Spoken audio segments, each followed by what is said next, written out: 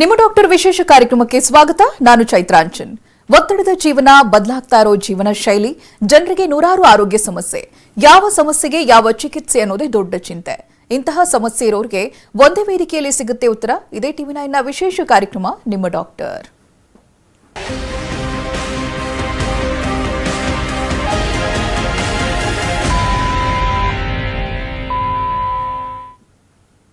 ಆಧುನಿಕ ಜೀವನ ಶೈಲಿಯ ಪರಿಣಾಮ ಜನ ಅನೇಕ ಕಾಯಿಲೆಗಳಿಗೆ ತುತ್ತಾಗ್ತಾರೆ. ಅದರಲ್ಲಿ ಬಹು ಮುಖ್ಯವಾಗಿ ನಾವು ನೋಡುವುದು ಥೈರಾಯ್ಡ್ ಡಿಸಾರ್ಡರ್ ಕೂಡ ಒಂದು. ಯಾಕಾಗಿ ಇದು ಕಾಣಿಸಿಕೊಳ್ಳುತ್ತೆ, ಇದರ ಆರಂಭಿಕ ಲಕ್ಷಣಗಳೇನು, ಅಲ್ಲದೆ ಯಾವ ವಯಸ್ಸಿನವರನ್ನ ಥೈರಾಯ್ಡ್ ಡಿಸಾರ್ಡರ್ ಅತಿ ಹೆಚ್ಚಾಗಿ ಬಾಧಿಸುತ್ತೆ, ಸರಿಯಾದ ಚಿಕಿತ್ಸೆಯಿಂದ ಥೈರಾಯ್ಡ್ ಸಮಸ್ಯೆಯನ್ನ ಗುಣಪಡಿಸುವುದಕ್ಕೆ ಸಾಧ್ಯವೇ, ಆರಂಭಿಕ ಲಕ್ಷಣಗಳನ್ನ ಥೈರಾಯ್ಡ್ ಡಿಸಾರ್ಡರ್ ಯಾವ ರೀತಿಯಾಗಿ ತೋರಿಸಿಕೊಳ್ತಾ ಬರುತ್ತೆ, ಯಾರ್ಯಾರಲ್ಲಿ ಥೈರಾಯ್ಡ್ ಡಿಸಾರ್ಡರ್ ಕಾಣಿಸಿಕೊಳ್ಳೋದಕ್ಕೆ ಬೇರೆ ಬೇರೆ ಕಾರಣಗಳಿರುತ್ತೆ, ಇವೆಲ್ಲ ಮಾಹಿತಿಯನ್ನ ತಿಳಿಸೋದಕ್ಕೆ ನಮ್ಮ ಜೊತೆಗಿದ್ದಾರೆ ಹೋಮಿಯೋಕೇರ್ ಇಂಟರ್ನ್ಯಾಷನಲ್ ವೈದ್ಯರಾಗಿರುವಂತಹ ಡಾಕ್ಟರ್ ಲೀನಾ ವಿಜಯ್. ಬನ್ನಿ ಅವರೊಂದಿಗೆ ಮಾತನಾಡೋಣ. ನಮಸ್ಕಾರ ಡಾಕ್ಟರ್, ಕಾರ್ಯಕ್ರಮಕ್ಕೆ ಸ್ವಾಗತ ನಿಮಗೆ. ನಮಸ್ಕಾರ. ಮೊದಲನೇದಾಗಿ ಥೈರಾಯ್ಡ್ ಡಿಸಾರ್ಡರ್ ಅಂದ್ರೆ ಏನು ಅಂತ. ಥೈರಾಯ್ಡ್ ಗ್ಲ್ಯಾಂಡ್ ಅನ್ನುವಂಥದ್ದು ಕುತ್ತಿಗೆಯ ಮುಂಭಾಗದಲ್ಲಿ ಬಟರ್ಫ್ಲೈ ಶೇಪ್ನಲ್ಲಿ ಇರುವಂಥ ಒಂದು ಹಾರ್ಮೋನಲ್ ಗ್ಲ್ಯಾಂಡ್ ಅಂತ ಹೇಳ್ತೀವಿ. ಸೊ ಯಾವಾಗ ಈ ಗ್ಲ್ಯಾಂಡ್ ಅದರ ಕೆಲಸವನ್ನು ಏರುಪೇರಾಗಿ ಮಾಡೋದಕ್ಕೆ ಶುರು ಮಾಡುತ್ತೆ, ಅಥವಾ ಅದು ರಿಲೀಸ್ ಮಾಡಬೇಕಾಗಿರೋಂಥ ಹಾರ್ಮೋನ್ಸ್ನ ಓವರ್ ಪ್ರೊಡಕ್ಷನ್ ಮಾಡೋದು ಅಥವಾ ಕಡಿಮೆ ಪ್ರೊಡಕ್ಷನ್ ಮಾಡೋದು, ಇದರಿಂದ ಬೇರೆ ಮೆಟಬಾಲಿಕ್ ಡಿಸಾರ್ಡರ್ಸ್ ಆಗುವಂತಹ ಡಿಸಾರ್ಡರ್ಸ್ಗೆ ನಾವು ಕಾಮನ್ ಆಗಿ ಥೈರಾಯ್ಡ್ ಡಿಸಾರ್ಡರ್ಸ್ ಅಂತ ಹೇಳ್ತೀವಿ. ಬಟ್ ನಮ್ಮ ಡೈಲಿ ಪ್ರಾಕ್ಟೀಸ್ನಲ್ಲಿ ಈ ಥೈರಾಯ್ಡ್ ಡಿಸಾರ್ಡರ್ಸ್ ಅನ್ನೋದು ಇಟ್ಸ್ ಅ ವೇಗ್ ಟರ್ಮ್. ಇದರಲ್ಲಿ ನಾವು ಡಾಕ್ಟರ್ಸು ಆ ಒಂದು ಪೇಷಂಟ್ನ ಲಕ್ಷಣಗಳ ಮೇಲೆ ನಾವು ಇನ್ನೂ ಕ್ಯಾಟಗರೈಸ್ ಮಾಡ್ತಾ ಹೋಗ್ತೀವಿ. ಅದರಲ್ಲಿ ಥೈರಾಯ್ಡ್ ನಾಡ್ಯೂಲ್ಸ್ ಆಗಿರ್ಬೋದು, ಹೈಪೋಥೈರಾಯ್ಡಿಸಮ್ ಆಗಿರ್ಬೋದು, ಹೈಪರ್ ಥೈರಾಯ್ಡಿಸಮ್ ಆಗಿರಬಹುದು, ಹಶಿಮೋಟೋಸ್ ಥೈರಾಯ್ಡೈಟಿಸ್ ಅಂತ ಹೇಳ್ತೀವಿ, ಗಾಯ್ಟರ್ ಅಂತ ಹೇಳ್ತೀವಿ. ಸೊ ಈ ರೀತಿಯಾಗಿ 5 ರಿಂದ 6 ತರಹದ ಡಿಫ್ರೆಂಟ್ ಟೈಪ್ಸ್ ಆಫ್ ಥೈರಾಯ್ಡ್ ಡಿಸೀಸಸ್ನ ನಮ್ಮ ದಿನನಿತ್ಯದ ಪ್ರಾಕ್ಟೀಸ್ನಲ್ಲಿ ನಾವು ನೋಡ್ತಾ ಬರ್ತೀವಿ. ಸೊ ಇದರಲ್ಲಿ ಹೇಗೆ ಡಿಸ್ಟಿಂಗ್ವಿಷ್ ಮಾಡೋದು? ಕಾಮನ್ ಆಗಿ ಒಬ್ಬ common person, the public will come to us saying that madam ಇಲ್ಲಿ ಏನೋ ಸ್ವೆಲ್ಲಿಂಗ್ ಆಗಿದೆ, ಗಂಟ್ಲ ಹತ್ರ ಊದ್ಕೊಳ್ತಾ ಇದೆ ಅಂತ ಹೇಳ್ತಾರೆ. ಸೊ ಆನ್ ಎಕ್ಸಾಮಿನೇಷನ್ ಈ ಒಂದು ಕುತ್ತಿಗೆಯ ಮುಂಭಾಗದ ಜಾಗದಲ್ಲಿ ಆಡಮ್ಸ್ ಆ್ಯಪಲ್ ಅಂತ ಕಾಮನ್ ಆಗಿ ಕರಿತೀವಿ, ಅದನ್ನೇನೆ ಥೈರಾಯ್ಡ್ ಗ್ಲ್ಯಾಂಡ್ ಅದು ಎನ್ಲಾರ್ಜ್ ಆದಾಗ ಅದನ್ನು ನಾವು ಗಾಯ್ಟರ್ ಅಂತ ಹೇಳ್ತೀವಿ. So goitre is a condition in which the thyroid gland will increase in its size. Inflammation ಆಗಿರುವಂಥದ್ದು, ಸ್ವೆಲ್ಲಿಂಗ್ ಆಗಿರುವಂಥದ್ದು. ಸೊ ಇದು ಯೂಶಲ್ ಆಗಿ ಯಾಕೆ ಬರುತ್ತೆ ಅಂತಂದರೆ ಥೈರಾಯ್ಡ್ ಹಾರ್ಮೋನಿನ ಕೊರತೆಯಿಂದ ಆಗಿರಬಹುದು ಅಥವಾ ಅಯೋಡಿನ್ ಡಿಫಿಷಿಯನ್ಸಿಯಿಂದ ಆಗಿರ್ಬೋದು. ಸೊ ಯೂಶಲ್ ಆಗಿ ಇತ್ತೀಚಿನ ದಿನಗಳಲ್ಲಿ ಅಯೋಡಿನ್ ಡಿಫಿಷಿಯನ್ಸಿಯಿಂದಾನೇ ಈ ಒಂದು ಥೈರಾಯ್ಡ್ ಡಿಸಾರ್ಡರ್ಸ್ ತುಂಬ ಕಾಮನ್ ಆಗಿ ಕಂಡು ಬರ್ತಾ ಇದೆ ಅಂತ ಹೇಳ್ಬೋದು. But out of 5 to 6 thyroid disorders which I already listed, ನಮ್ಮ ಕ್ಲಿನಿಕಲ್ ಪ್ರಾಕ್ಟೀಸ್ನಲ್ಲಿ ತುಂಬ ಕಾಮನ್ ಆಗಿ ಕಂಡು ಬರುವಂತಹ 1 or 2 ಥೈರಾಯ್ಡ್ ಡಿಸಾರ್ಡರ್ಸ್ ಅಂತಂದರೆ ಯೂಶಲ್ ಆಗಿ ಹೈಪೋಥೈರಾಯ್ಡಿಸಮ್ ಆ್ಯಂಡ್ ಹೈಪರ್ ಥೈರಾಯ್ಡಿಸಮ್ ಅಂತ ಹೇಳ್ಬೋದು. ಓಕೆ ಡಾಕ್ಟರ್, ಇನ್ನು ಈ ಥೈರಾಯ್ಡಿಸಮ್ ಅನ್ನೋದು ಯಾವ ರೀತಿಯಾಗಿ ಆರಂಭಿಕ ಲಕ್ಷಣಗಳನ್ನು ತೋರಿಸ್ಕೊಳ್ತಾ ಬರುತ್ತೆ, ಯಾವುದೇ ವ್ಯಕ್ತಿಯಲ್ಲಿ, ಮೇಲ್ ಆರ್ ಫಿಮೇಲ್? ಯೂಶಲ್ ಆಗಿ when we talk about the age, ಅಂದರೆ ಈ ಒಂದು ಸಮಸ್ಯೆ ಥೈರಾಯ್ಡ್ ಸಮಸ್ಯೆಗಳು ಏಜ್ನ ನಾವು ಕನ್ಸಿಡರ್ ಮಾಡಿದಾಗ ಇದು ಚಿಕ್ಕ ಮಕ್ಕಳಲ್ಲಿ ಬರುತ್ತಾ, ಮಧ್ಯವಯಸ್ಕರಲ್ಲಿ ಬರುತ್ತಾ, ಅಥವಾ ವಯಸ್ಸಾದಂತಹ ವ್ಯಕ್ತಿಗಳಲ್ಲಿ ಬರುತ್ತಾ ಅಂತ ನಾವು ಕ್ಯಾಟಗರೈಸ್ ಮಾಡ್ತಾ ಹೋದಾಗ this is mostly seen in mid aged women, comparatively more in mid-aged women ಅಂತ ಹೇಳ್ಬೋದು.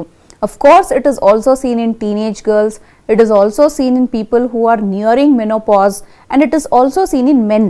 But comparatively mid-aged ಅಂದರೆ 30 to 45 yearsನಲ್ಲಿ ಇರುವಂತಹ ಲೇಡೀಸ್ಗೆ, ಹೆಂಗಸರಿಗೆ ಈ ಕಾಯಿಲೆ ಹೆಚ್ಚಾಗಿ ಬಾಧೆ ಮಾಡುತ್ತೆ ಅಂತ ಹೇಳ್ಬೋದು. ಓಕೆ ಡಾಕ್ಟರ್, ಸಿಂಪ್ಟಮ್ಸ್ ಅಂತ ಹೇಳಿದಾಗ ಬಹುಶಃ ಸ್ವೆಲ್ಲಿಂಗ್ ಬರ್ದೇನೆ ಅವರಿಗೆ ಗೊತ್ತಾಗುವಂಥ ಚಾನ್ಸಸ್ಗಳಿರುತ್ತಾ? ಡೆಫಿನೆಟ್ ಆಗಿ. ಇದೇನಾಗುತ್ತೆ ಅಂದರೆ most of the goiter conditions initial ಸ್ಟೇಜಸ್ನಲ್ಲಿ ಏಸಿಂಪ್ಟಮ್ಯಾಟಿಕ್ ಆಗಿರುತ್ತೆ. ಸೊ ಇಲ್ಲೇನಾಗ್ಬಿಡುತ್ತೆ, ಆ್ಯಕ್ಚುಲಿ ಸ್ಪೀಕಿಂಗ್, ಈಗ ಒಂದು ಪೇಷಂಟ್ ಡಾಕ್ಟರ್ ಹತ್ರ ಹೋಗ್ಬಿಟ್ಟು ಅವರ ಲಕ್ಷಣಗಳನ್ನು ಹೇಳ್ಕೊಳ್ತಾರೆ. For example, a patient who is suffering from hypothyroidism. So ಅವ್ರಿಗೇನಾಗುತ್ತೆ, ಯೂಶಲ್ ಆಗಿ ಅವರು ಯಾವುದೇ ಥರ ಡಯಟರಿ ಚೇಂಜಸ್ ಇಲ್ಲದೇನೆ ವೆಯ್ಟ್ ಗೇನ್ ಆಗ್ತಾ ಹೋಗ್ತಾರೆ. ಕೂದಲು ಉದುರೋದು ನಾರ್ಮಲ್ಗಿಂತನೂ ಹೆಚ್ಚಿಗೆ ಕೂದಲು ಉದುರೋದಕ್ಕೆ ಶುರುವಾಗುತ್ತೆ. ಡ್ರೈ ಸ್ಕಿನ್ ಆಗ್ತಾ ಹೋಗುತ್ತೆ. ಕಾನ್ಸ್ಟಿಪೇಷನ್ ಇರುತ್ತೆ. ಇಂಟಾಲರೆನ್ಸ್ ಟು ಕೋಲ್ಡ್ ಅಂತ ಹೇಳ್ತೀವಿ, ಅಂದರೆ ಚಳಿನ ತಡೆಯೋದಕ್ಕೆ ಕಷ್ಟ ಆಗ್ತಾ ಹೋಗುತ್ತೆ. ಇದರ ಜೊತೆಗೆ ಇವರು ಲೇಡೀಸ್ ಆಗಿದ್ದಾಗ ಅವರಲ್ಲಿ ಮೆನ್ಸ್ಟ್ರಲ್ ಇರ್ರೆಗ್ಯುಲಾರಿಟೀಸ್ ಬರುವಂಥದ್ದು ಮತ್ತು ಮೆನೊರೇಜಿಯಾ ಅಂತ ಮೆಡಿಕಲ್ ಟರ್ಮ್ ಕರಿತೀವಿ. ಸೊ ಯೂಶಲಿ ಹೆವಿ ಮೆನ್ಸ್ಟ್ರಲ್ ಬ್ಲೀಡಿಂಗ್ಗೆ ಮೆನೊರೇಜಿಯಾ ಅಂತ ಹೇಳ್ತೀವಿ. ಸೊ ಇದು ಕೂಡ ಪೋಸ್ಟ್ 30-35 ಇಯರ್ಸ್ ಒಮ್ಮೆಲೆ ಅವ್ರಿಗೆ ಹೆವಿ ಮೆನ್ಸ್ಟ್ರಲ್ ಬ್ಲೀಡಿಂಗ್ ಆಗುವಂಥದ್ದು.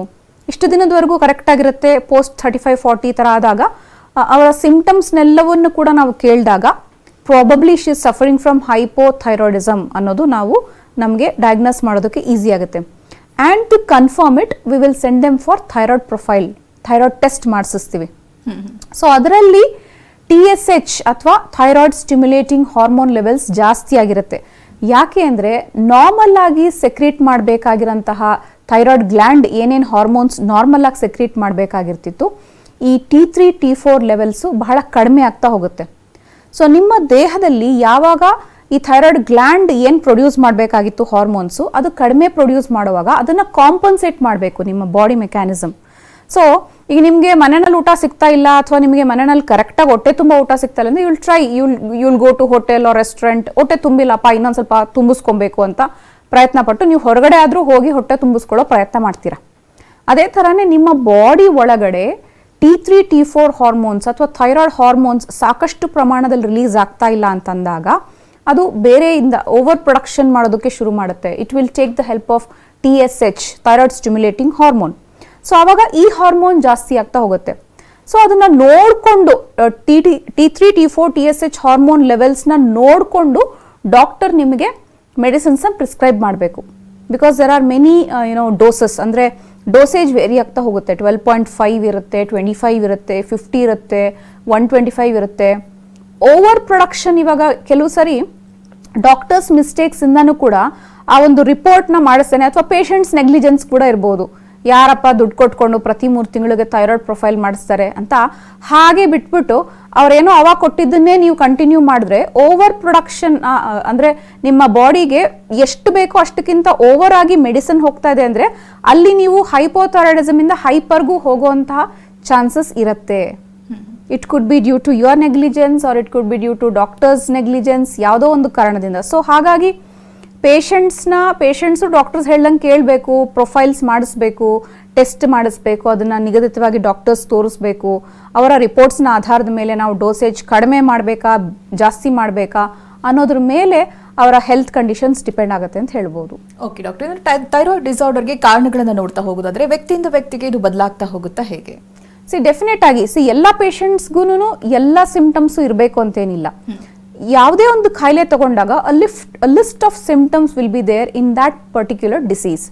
So it is not mandatory or compulsory that all patients should have all the symptoms in them ಅಂತ ಹೇಳೋಕ್ಕಾಗಲ್ಲ. ಸೊ ಜಸ್ಟ್ 1 or 2 ಸಿಂಪ್ಟಮ್ಸ್ ಕೂಡ ಇರ್ಬೋದು, ಅಥವಾ ಸಿಂಪ್ಟಮ್ಯಾಟಿಕ್ ಆಗೂ ಇರಬಹುದು.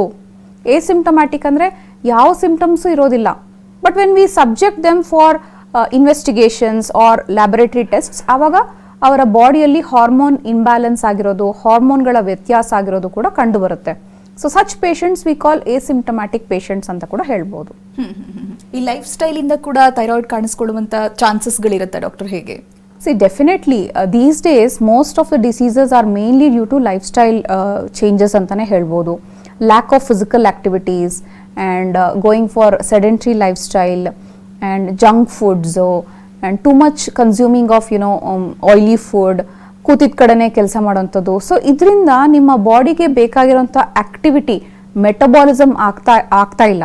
ಸೊ ಹಾಗಾಗಿ ನಿಮ್ಮ ಬಾಡಿಯಲ್ಲಿ ಜನರೇಟ್ ಆಗುವಂತಹ ಹಾರ್ಮೋನ್ಸ್ ಕೂಡ ಇಂಬ್ಯಾಲೆನ್ಸ್ಡ್ ವೇನಲ್ಲಿ ಕ್ರಿಯೇಟ್ ಆಗೋದು ಅಥವಾ ಜನರೇಟ್ ಆಗೋದಕ್ಕೆ ಶುರುವಾದಾಗ you will end up in endocrinological disorders. ಅಂದರೆ ಎಂಡೋಕ್ರೈನೊಲಾಜಿಕಲ್ ಡಿಸಾರ್ಡರ್ಸ್ ಅಂದರೆ ಹಾರ್ಮೋನಲ್ ಇಂಬ್ಯಾಲೆನ್ಸ್ ಇಂದ ಒಬ್ಬ ವ್ಯಕ್ತಿಗೆ ಕಾಣಿಸ್ಕೊಳ್ಳುವಂತಹ ತೊಂದರೆಗಳಿಗೆ ಎಂಡೋಕ್ರೈನೊಲಾಜಿಕಲ್ ಡಿಸಾರ್ಡರ್ಸ್ ಅಂತ ಹೇಳ್ತೀವಿ. ಸೊ ಈ ಥೈರಾಯ್ಡ್ ಡಿಸಾರ್ಡರ್ಸ್ ಕೂಡ ಒನ್ ಆಫ್ ದ ಎಂಡೋಕ್ರೈನೊಲಾಜಿಕಲ್ ಡಿಸಾರ್ಡರ್ಸ್ ಅಂತ ಹೇಳಬಹುದು. ಓಕೆ ಡಾಕ್ಟರ್, ಇನ್ನು ಹೈಪೋಥೈರಾಯ್ಡಿಸಮ್ಗೆ ಕಾರಣಗಳನ್ನು ನೋಡ್ತಾ ಹೋಗೋದಾದ್ರೆ ಏನೇನಿರುತ್ತೆ ಅಂತ? ಮೇನ್ ಆಗಿ ಇತ್ತೀಚಿನ ದಿನಗಳಲ್ಲಿ hypothyroidism even at the age of puberty ಅಥವಾ ಟೀನೇಜ್ ಗರ್ಲ್ಸ್ನಲ್ಲಾಗಿರ್ಬೋದು ಅಥವಾ ಮಿಡ್ ಏಜ್ಡ್ ವಿಮೆನ್ನಲ್ಲಾಗಿರ್ಬೋದು ತುಂಬ ಕಾಮನ್ ಆಗಿ ಕಾಣಿಸ್ಕೊಳ್ತಿರೋಂಥದ್ದು hypothyroidism. So this may in future it may even lead to conditions like infertility ಅಥವಾ ಬಂಜೆತನಕ್ಕೂ ಕೂಡ ಕಾರಣ ಆಗುತ್ತೆ ಅಂತ ಹೇಳಬಹುದು. ಓಕೆ ಡಾಕ್ಟರ್, ಇನ್ನು ಕಾಂಪ್ಲಿಕೇಶನ್ಸ್ ಬಗ್ಗೆ ತಿಳಿಸ್ಕೊಡೋದಾದ್ರೆ? ಯಾವುದೇ ಒಂದು ಕಾಯಿಲೆಗೆ ಇನಿಷಿಯಲ್ ಸ್ಟೇಜ್ ಅಂತ ಹೇಳ್ತೀವಿ and mid process of the disease ಅಂತ ಹೇಳ್ತೀವಿ. ಸೊ ಆ ಟೈಮ್ನಲ್ಲೂ ಕೂಡ ಆ ವ್ಯಕ್ತಿ ಸರಿಯಾದ ಚಿಕಿತ್ಸೆ ತಗೊಳ್ಳಿಲ್ಲ ಅಂದರೆ it leads to other complications. So complications ನೋಡೋದಾಯಿತು ಅಂತಂದರೆ for example it leads to complications like infertility or ಬಂಜೆತನ ಅಂತ ಹೇಳ್ಬೋದು. ಸಮ್ಟೈಮ್ಸ್ ಹಶಿಮೋಟೋಸ್ ಥೈರಾಯ್ಡೈಟಿಸ್ ಕಾಣಿಸ್ಕೊಳ್ಬೋದು, ಗಾಯ್ಟರ್ ಕಾಣಿಸ್ಕೊಳ್ಬೋದು. ಸೊ ಇದೆಲ್ಲವೂ ಕೂಡ ಥೈರಾಯ್ಡ್ ಗ್ಲ್ಯಾಂಡ್ ಹಾರ್ಮೋನ್ಸ್ನ ಸರಿಯಾದ ಪ್ರಮಾಣದಲ್ಲಿ ರಿಲೀಸ್ ಮಾಡ್ದೇನೆ ತದನಂತರ ಕಾಣಿಸ್ಕೊಳ್ಳುವಂತಹ ಕಾಂಪ್ಲಿಕೇಶನ್ಸ್ ಅಂತ ಕೂಡ ಹೇಳ್ಬೋದು. ಓಕೆ ಡಾಕ್ಟರ್, ಯಾವುದೇ ಟೈಪ್ ಆಫ್ ಥೈರಾಯ್ಡ್ ಅಲ್ಲಿ ಟ್ರಿಗರಿಂಗ್ ಫ್ಯಾಕ್ಟರ್ ಯಾವುದಾಗಿರುತ್ತೆ ಡಾಕ್ಟರ್? ಈ ಒಂದು ಥೈರಾಯ್ಡ್ ಗ್ಲ್ಯಾಂಡ್ ಏನಿದೆ, when there are many glands, endocrinal glands, this gland is considered as a very important gland ಅಂತ ಹೇಳ್ಬೋದು.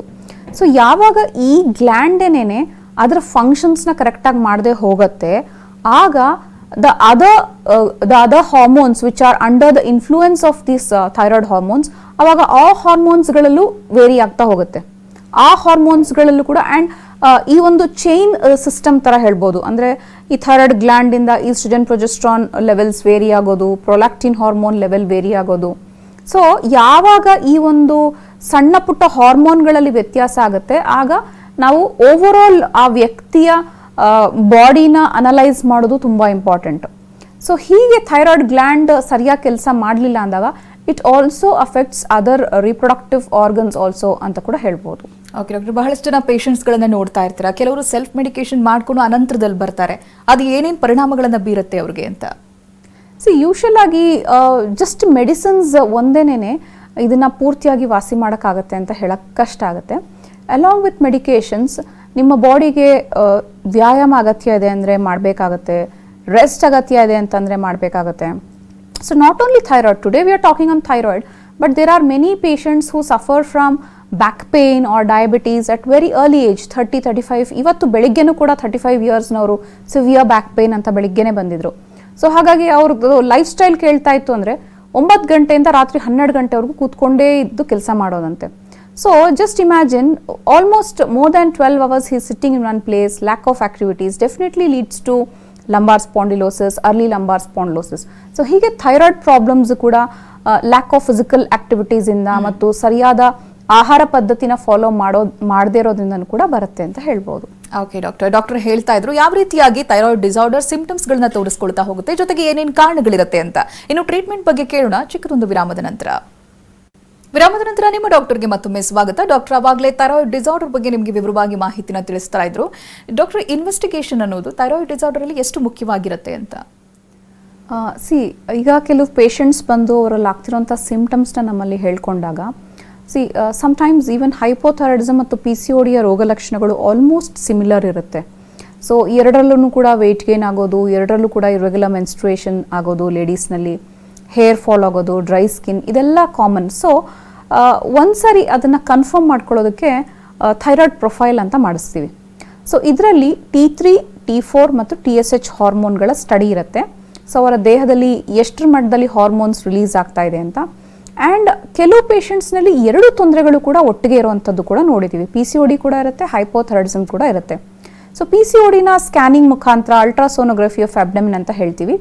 So abdomen and pelvis, so ಇದನ್ನು ಮಾಡಿಸೋದ್ರ ಮುಖಾಂತರ ಎರಡೂ ತೊಂದರೆಗಳಿದೆ ಆ ಲೇಡಿಯಲ್ಲಿ ಅಂದಾಗ ಎರಡಕ್ಕೂ ಕೂಡ ಸೂಕ್ತವಾದ ಚಿಕಿತ್ಸೆನ ಹೋಮಿಯೋಪತಿಯಲ್ಲಿ ಕೊಡಲಾಗುತ್ತೆ. ಸೊ ಯಾವಾಗ ಈ ಪ್ರಾಬ್ಲಮ್ಸು ಇನಿಷಿಯಲ್ ಡೇಸ್ ಆಫ್ ಮ್ಯಾರೇಜ್ನಲ್ಲಿ ಕಂಡು ಬರುತ್ತೆ, ಸೊ ಅವಾಗೇನಾಗುತ್ತೆ, ಮೆನ್ಸ್ಟ್ರುವಲ್ ಇರೆಗ್ಯುಲಾರಿಟೀಸಿಂದ ಓವ್ಯುಲೇಷನ್ ಕರೆಕ್ಟಾಗಿ ಆಗದೆ ಇರೋದ್ರಿಂದ ಮಕ್ಕಳಾಗೋದಕ್ಕೆ ಕಷ್ಟ ಆಗ್ತಾ ಹೋಗುತ್ತೆ. ಸೊ ಈ ಎರಡೂ ಕಾಯಿಲೆಗಳು, hypothyroidism as well as PCOD conditions, ಎರಡೂ ಕಾಯಿಲೆಗಳು ಫೀಮೇಲ್ಸ್ನಲ್ಲಿ ಮುಂದೆ ಬಂಜೆತನಕ್ಕೆ ಕಾರಣ ಆಗುವಂಥ ಕಾಯಿಲೆಗಳು ಅಂತ ಹೇಳ್ಬೋದು.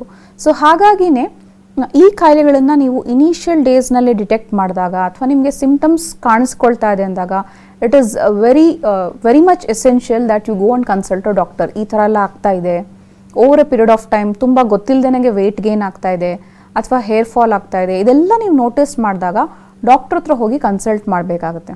ಸೊ ಅದಕ್ಕೆ ಸಂಬಂಧಪಟ್ಟಂಥ ಇನ್ವೆಸ್ಟಿಗೇಷನ್ಸ್ನ ಮಾಡಿಸಿ ಅದರಲ್ಲೂ ಕೂಡ ರಿಪೋರ್ಟ್ಸ್ನಲ್ಲಿ ತುಂಬಾ ವ್ಯತ್ಯಾಸಗಳು ಕಾಣಿಸ್ತಾ ಇದೆ ಅಂದಾಗ ನಾವು ನಿಮಗೆ ಯಾವ ಥರದ ಮೆಡಿಕೇಷನ್ಸ್ ಕೊಡಬೇಕಾಗತ್ತೆ, ಮುಂದೆ ನಿಮಗೆ ಬಂಜೆತನದ ಪ್ರಾಬ್ಲಮ್ಸ್ ಫೇಸ್ ಮಾಡಬಾರ್ದು ಅಂದರೆ ಲೈಫ್ ಸ್ಟೈಲ್ನಲ್ಲಿ ಹೇಗೆ ಮಾಡಿಫಿಕೇಷನ್ಸ್ ಮಾಡ್ಕೋಬೇಕಾಗತ್ತೆ ಅನ್ನೋದ್ರ ಬಗ್ಗೆ ಮಾಹಿತಿಯನ್ನು ಕೊಡ್ತೀವಿ.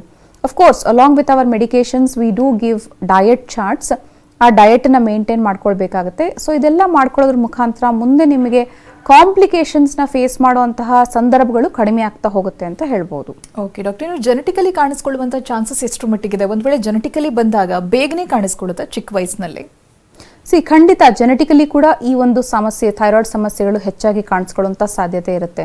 ಸೊ ಇಲ್ಲೇನಾಗುತ್ತೆ, ಈವನ್ ಗಾಯ್ಟರ್ ಆಗಿರ್ಬೋದು ಅಥವಾ ಹಶಿಮೋಟೋಸ್ ಥೈರಾಯ್ಡೈಟಿಸ್ ಆಗಿರ್ಬೋದು, ಇವೆಲ್ಲ ನಿಮ್ಮ ಬಾಡಿಯಲ್ಲಿರುವಂತಹ ಇಮ್ಯುನಿಟಿ ಸಿಸ್ಟಮ್ ವೀಕ್ ಆಗಿ ನಿಮ್ಮ ಬಾಡಿಯಲ್ಲಿರುವಂತಹ ಆರ್ಗನ್ಸ್ನೇ ಅಟ್ಯಾಕ್ ಮಾಡುವಂತಹ ಡಿಸೀಸಸ್ ಅಂತ ಹೇಳ್ಬೋದು.